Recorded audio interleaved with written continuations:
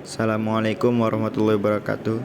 Nama saya Bintang Maulan Praptono dari kelas 10-7 absen 7. Ingin mempresentasikan pelajaran PKN bab 1 tentang Pancasila dan bab 2 tentang Undang-Undang Dasar Negara Republik Indonesia tahun 1945. Unit 1 di sini ada menggali ide pendiri bangsa tentang dasar negara. Ide-ide pendiri bangsa tentang negara merdeka. Perjuangan bangsa Indonesia untuk keluar dari penjajahan melewati fase panjang. Dalam catatan sejarah disebutkan bahwa kekalahan Belanda atas Jepang dalam Perang Asia Timur Raya menyebabkan bangsa Indonesia terlepas dari penjajahan Belanda menuju ke penjajahan Jepang. Jepang dapat menguasai wilayah Indonesia setelah Belanda menyerah di Kalijati, Subang, Jawa Barat pada 8 Maret 1942. Jepang menggunakan sejumlah semboyan seperti Jepang Pelindung Asia, Jepang Cahaya Asia, dan Jepang Saudara Tua untuk menarik simpati bangsa Indonesia. Namun, kemenangan Jepang ini tidak bertahan lama karena pihak sekutu Inggris, Amerika Serikat, dan Belanda melakukan serangan balasan kepada Jepang untuk merebut kembali Indonesia.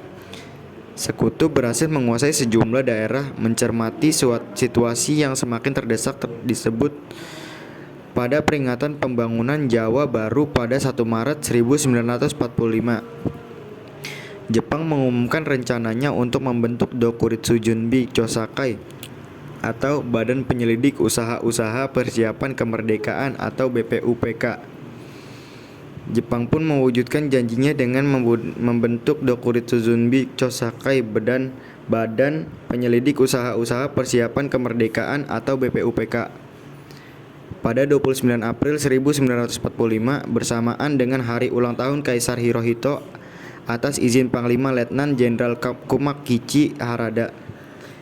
BPUPK sendiri diketuai oleh KRT Kerajiman Wedyo Diningrat dengan Wakil Ketua Ichibang Sae Yoshio dan Raden Panji Suroso. BPUPK ini melakukan dua kali sidang. Sidang pertama dilakukan pada tanggal 29 Mei sampai tanggal 1 Juni 1945.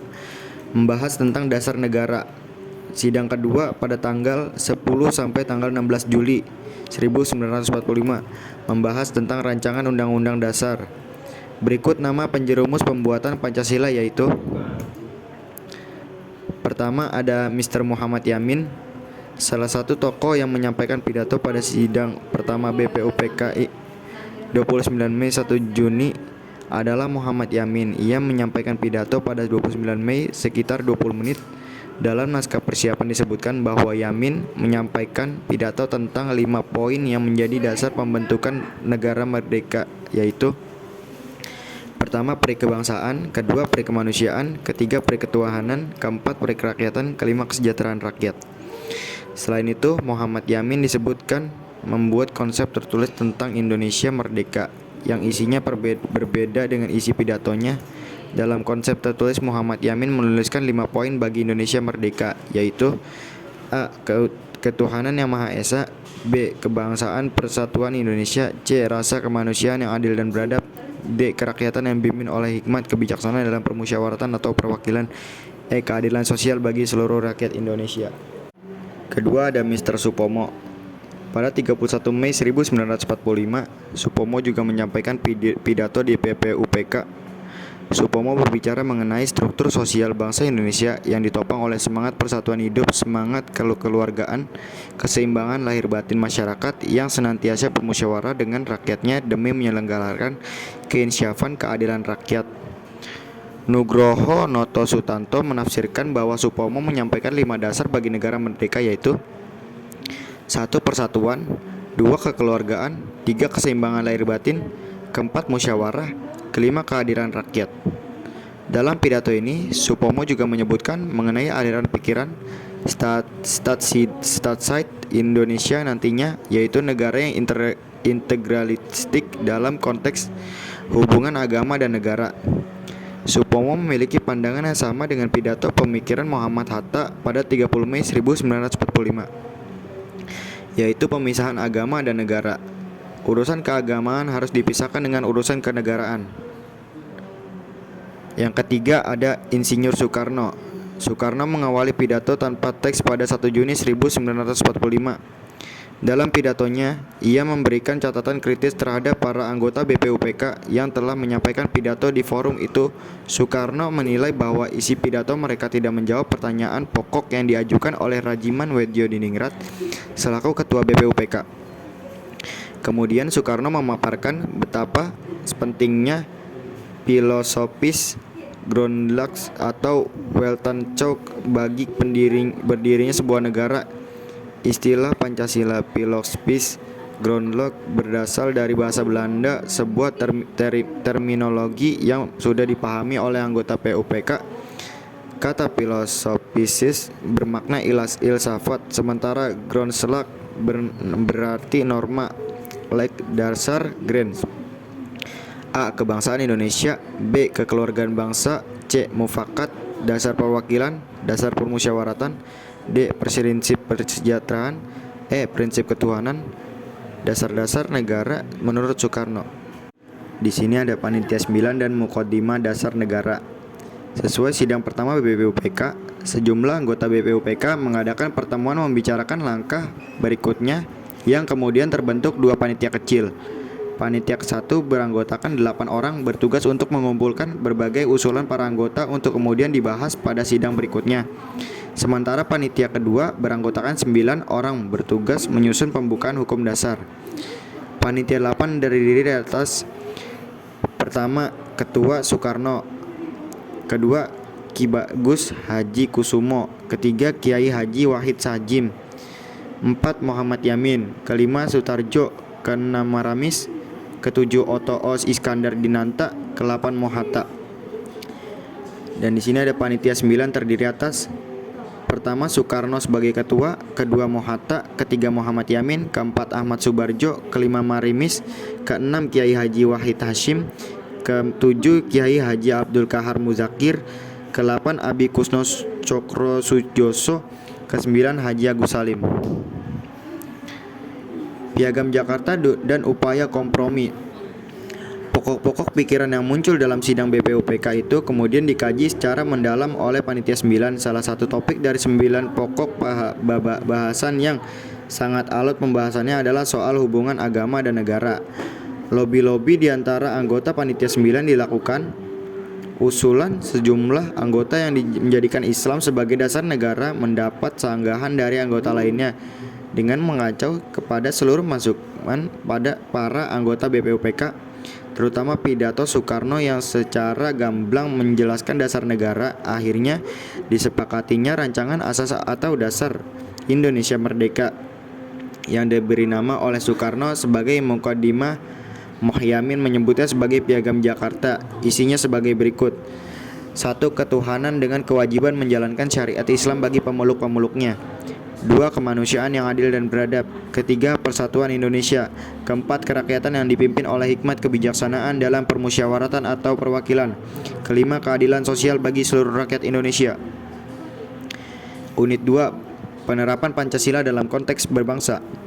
Pancasila bukan sesuatu yang asing bagi bangsa Indonesia.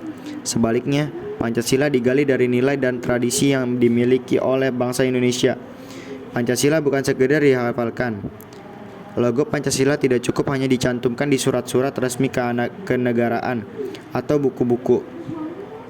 Lambang Garuda tidak cukup hanya dipajang di kelas. Lebih dari itu, nilai-nilai Pancasila harus kita terapkan dalam kehidupan sehari-hari. 1. Ketuhanan yang Maha Esa. Sila pertama ini merefleksikan bahwa bangsa Indonesia adalah bangsa yang percaya kepada Tuhan yang Maha Esa, sehingga ia dapat melaksanakan ajaran-ajaran agamanya secara nyaman dan sama tanpa mengalami gangguan. Kedua, kemanusiaan yang adil dan beradab. Sila kedua ini memberikan pengertian bahwa setiap bangsa Indonesia dijunjung tinggi, diakui, dan diperlakukan sesuai dengan harkat dan martabatnya selaku ciptaan Tuhan yang Maha Esa. Ketiga, persatuan Indonesia. Sila ketiga ini memberikan syarat mutlak kepada setiap bangsa Indonesia untuk menjunjung tinggi persatuan. Keempat, kerakyatan yang dipimpin oleh hikmat kebijaksanaan dalam permusyawaratan atau perwakilan. Sila keempat ini menegaskan bahwa segala keputusan di lingkungan masyarakat harus dilakukan dengan penuh hikmat kebijaksanaan melalui mekanisme musyawarah. Kelima, keadilan sosial bagi seluruh rakyat Indonesia. Keadilan adalah nilai universal yang harus diterapkan oleh setiap bangsa Indonesia. Keadilan di sini tidak hanya terkait dengan keadilan dalam konteks kehidupan berbangsa. Keadilan dapat bermakna bahwa setiap bangsa Indonesia berada dalam posisi yang setara baik terkait dengan martabat, hak, dan kewajiban. Unit 3, Peluang dan Tantangan Penerapan Pancasila. Pada era sekarang, berkat perkembangan teknologi informasi, dunia seolah tak berjarak. Kita dapat terhubung dengan siapapun dan dari manapun. Batas wilayah, negara, bahkan dunia dengan mudah kita lipat. Misalnya, kalian yang berada di desa cukup terhubung dengan internet baik melalui handphone, laptop, ataupun komputer. Maka kalian dapat berkomunikasi dengan teman atau orang lain meskipun lokasi kalian berbeda. Kita yang berbeda di Indonesia dapat melihat dan membaca peristiwa yang terjadi di negara lain. Ini tentu berbeda dengan era awal kemerdekaan, di mana kemajuan teknologi informasi tidak sepesat saat ini. Perkembangan teknologi informasi ini tentu memberikan peluang dan sekaligus tantangan dalam menerapkan Pancasila. Dengan bantuan teknologi informasi, kita dapat mengkampanyekan nilai-nilai Pancasila ke seantero dunia dengan mudah dan cepat. Tak hanya itu, praktik kehidupan kita yang berlandaskan Pancasila juga dapat menjadi inspirasi bagi bangsa-bangsa di dunia. Di balik peluang tersebut, tersimpan juga tantangan yang tidak mudah. Karena teknologi informasi, kita dapat terpengaruh hal-hal buruk dari luar yang tidak sesuai dengan Pancasila dan tradisi kita. Karena teknologi informasi pula hoax dan ujaran kebencian menyebar sangat masif di media sosial. Unit 4, Proyek Gotong Royong Kewarganegaraan. Sebagai makhluk sosial, makhluk tidak dapat hidup sendiri. Manusia senantiasa membutuhkan bantuan orang lain. Hal ini menjadi fitrah manusia.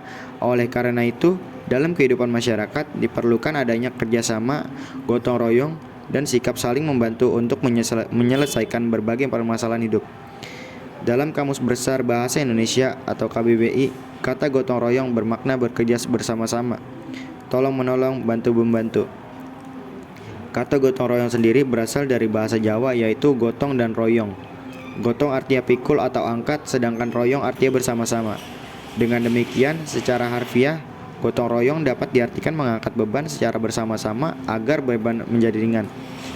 Gotong royong lahir atas dorongan kesadaran dan semangat untuk mengerjakan sesuatu secara bersama-sama, serentak, dan beramai-ramai, tanpa memikirkan dan mengutamakan keuntungan pribadi. Gotong royong harus dilandasi dengan semangat, keikhlasan, kerelaan, kebersamaan, toleransi, dan kepercayaan.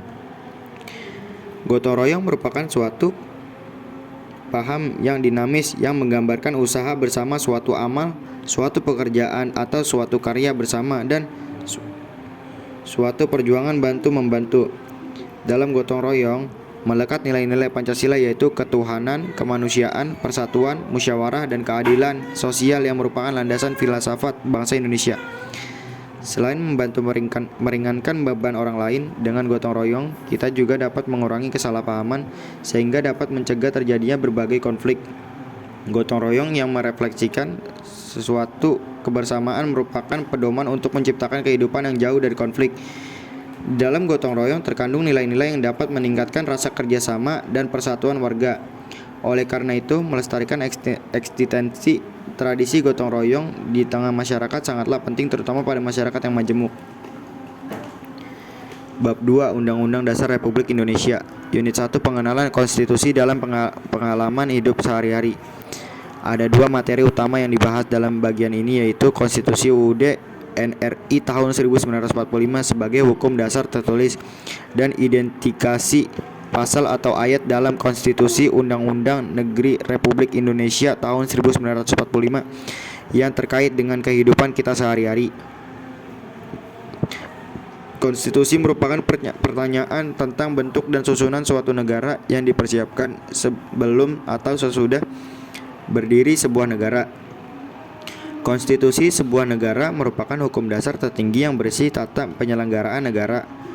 Perubahan sebuah konstitusi akan membawa perubahan besar terhadap sebuah negara, bahkan termasuk sistem bernegara yang semula demokratis bisa menjadi otoriter disebabkan perubahan konstitusi. Konstitusi merupakan hukum yang paling tinggi serta paling fundamental sifatnya. Konstitusi merupakan sumber legitimasi atau landasan otorisasi bentuk-bentuk hukum atau peraturan perundang-undangan lainnya. Oleh karena itu, konstitusi sebagai hukum tertinggi sebuah negara harus dimaksudkan untuk mencapai dan mewujudkan tujuan tertinggi bernegara.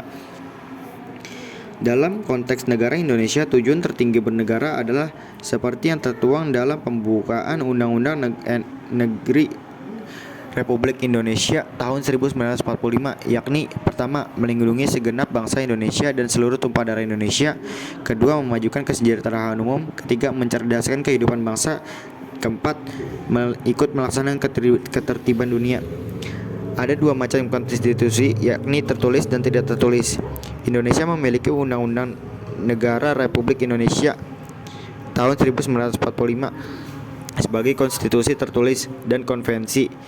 Dalam Kamus Besar Bahasa Indonesia atau KBBI, konvensi adalah permufakatan atau kesepakatan atau terutama mengenai adat, tradisi, dan sebagainya. Konvensi merupakan aturan-aturan dasar yang timbul dan terpelihara dalam praktik penyelenggaraan negara tidak bertentangan dengan Undang-Undang Dasar Negara Republik Indonesia tahun 1945 dan pelengkap atau pengisi kekosongan yang timbul dalam praktik penyelenggaraan negara. Contohnya adalah pidato presiden setiap tanggal 16 Agustus. Berdasarkan sejarahnya, Undang-Undang Negara Republik Indonesia tahun 1945 sejak disahkan oleh Panitia Persiapan Kemerdekaan Indonesia atau PPKI telah mengalami beberapa kali perubahan bahkan pergantian. Undang-Undang Dasar Negara Republik Indonesia tahun 1945 untuk pertama kalinya diganti oleh Konstitusi Republik Indonesia Serikat pada 27 Desember 1949. Sejak tanggal 17 Agustus 1950, Konstitusi Republik Indonesia Serikat 1949 diganti dengan Undang-Undang Dasar CS tahun 1950. Pada 5 Juli 1959, Presiden mengeluarkan dekret yang menyatakan kembali ke Undang-Undang Dasar Negara Republik Indonesia tahun 1945. Pertama, hasil pengesahan dan penetapan PPKI. Dan pada tahun 1999 sampai tahun 2002, Undang-Undang Dasar Negara Republik Indonesia tahun 1945 mengalami perubahan sebanyak 4 kali. Kalau kita cermati banyak pasal dan ayat dalam Undang-Undang Dasar Negara Republik Indonesia tahun 1945 yang bersentuhan langsung dengan kehidupan seluruh warga negara, seperti pasal 28A sampai 28J yang terkait dengan pemenuhan hak asasi manusia, pasal 29 tentang kebebasan dan perlindungan agama, pasal 31 dan 32 yang terkait dengan hak memperoleh pendidikan, serta pasal 33 dan 34 yang terkait dengan perekonomian nasional dan kesejahteraan sosial. Unit 2. Pengenalan norma dalam kehidupan sehari-hari. Menurut Kamus Besar Bahasa Indonesia KBBI versi online, norma memiliki dua makna. Pertama, aturan ketentuan yang mengikat warga kelompok dalam masyarakat, dipakai sebagai panduan, tatanan, dan pengendali tingkah laku yang sesuai dan berterima. Dalam pengertian ini, maka norma adalah sesuatu yang berlaku dan setiap warga harus menaatinya.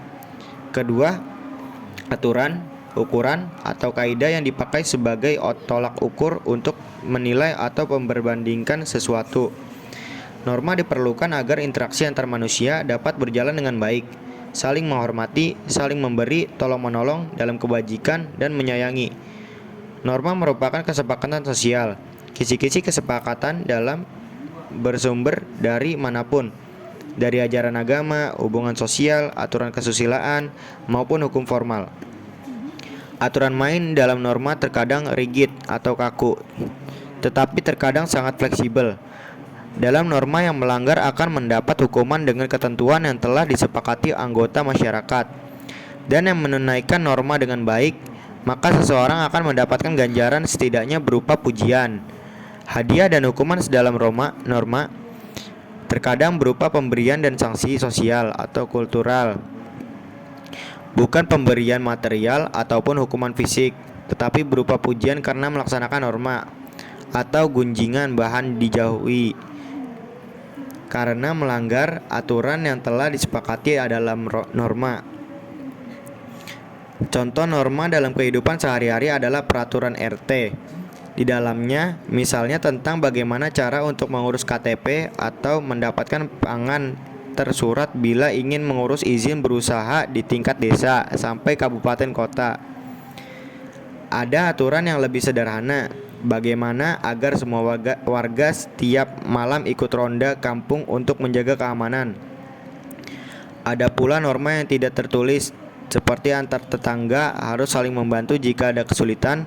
Antar warga tidak boleh melakukan aktivitas yang dapat mengganggu tetangga, seperti membunyikan musik keras-keras dan lain sebagainya. Unit 3, hubungan erat Pancasila dan Undang-Undang Dasar Negara Republik Indonesia tahun 1945.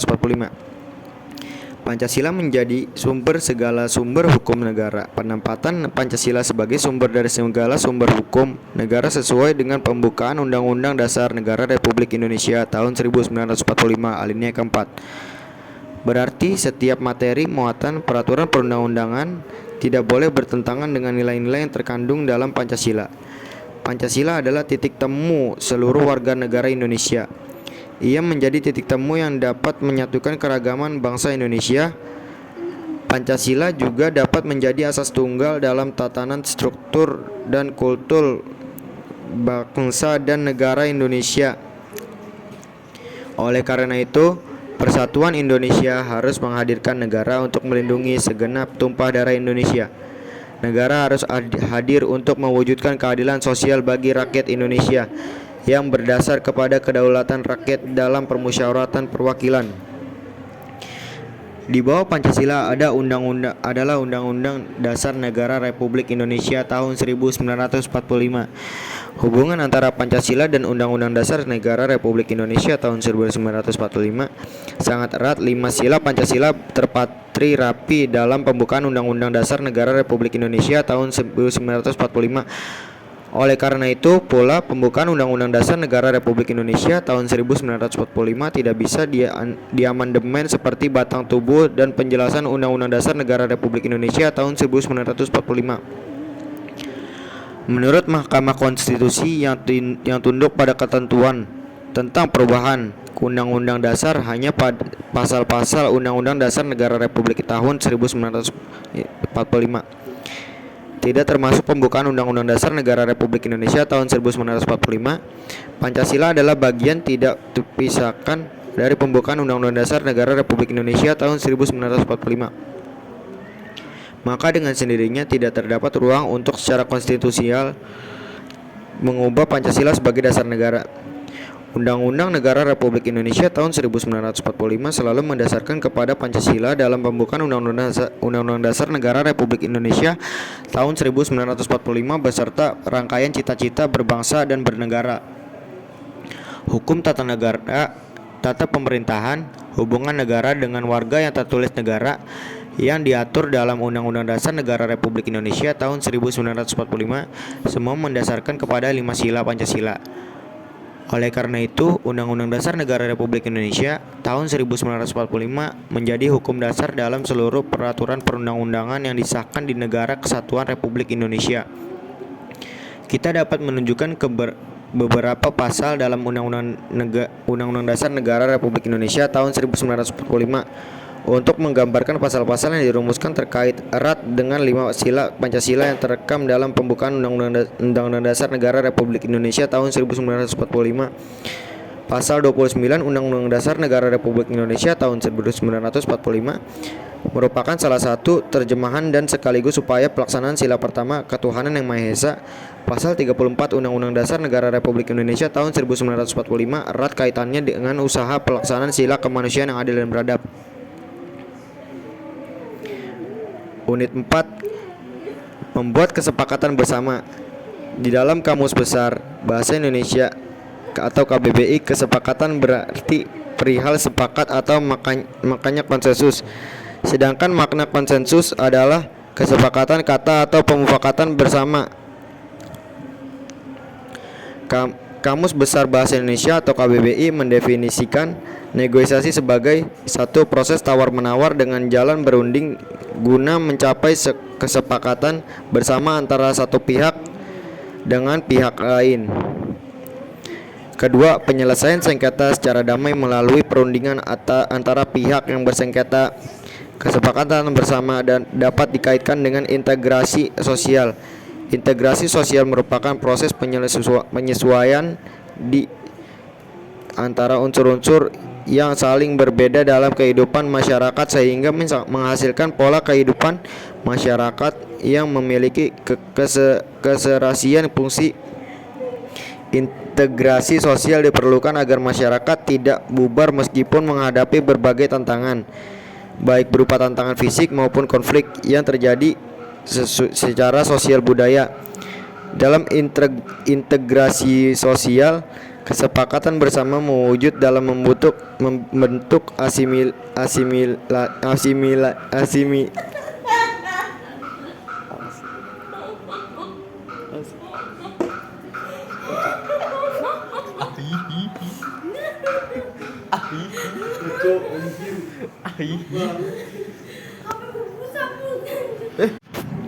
dan alkulturasi.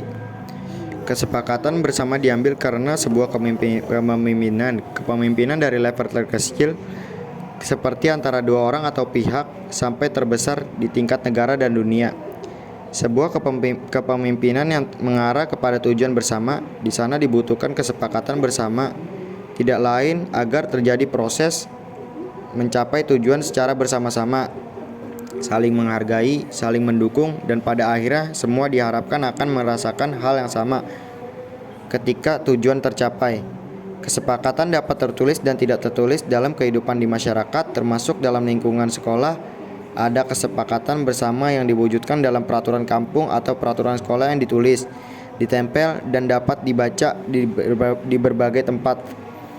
Sedangkan kesepakatan antar teman sejawat sering kali tidak tertulis, tiap orang mengandalkan ingatan masing-masing. Hanya saja dalam proses membangun kesepakatan sering tidak mudah, terlebih di awal kita dihadapkan dengan banyak kepala yang memiliki cara pandang dan pikiran berbeda-beda. Kita harus menyesuaikan dengan keragaman latar belakang pendidikan, sosial, dan ekonomi. Kita dihadapkan dengan banyak orang atau pihak yang memiliki kepentingan yang terkadang bertentangan. Unit 5, Produk dan Hierarki Perundang-undangan. Peraturan perundang-undangan adalah peraturan tertulis yang memuat norma hukum yang mengikat secara umum dan dibentuk atau ditetapkan oleh lembaga negara atau pejabat yang berwenang melalui prosedur yang ditetapkan dalam peraturan perundang-undangan. Saat ini kita memiliki Undang-Undang Nomor 12 Tahun 2011 tentang pembentukan peraturan perundang-undangan berdasarkan kepada Pasal 7 Ayat 1 Undang-Undang Nomor 12 Tahun 2011. Berikut adalah jenis dan hierarki peraturan perundang-undangan yang berlaku di Indonesia. Pertama, Undang-Undang Dasar Negara Republik Indonesia tahun 1945. Kedua, ketetapan Majelis Permusyawaratan Rakyat. Ketiga, undang-undang atau peraturan pemerintah pengganti undang-undang. Keempat, peraturan pemerintah. Kelima, peraturan presiden. Keenam, peraturan daerah provinsi. Dan ketujuh, peraturan daerah atau kabupaten kota.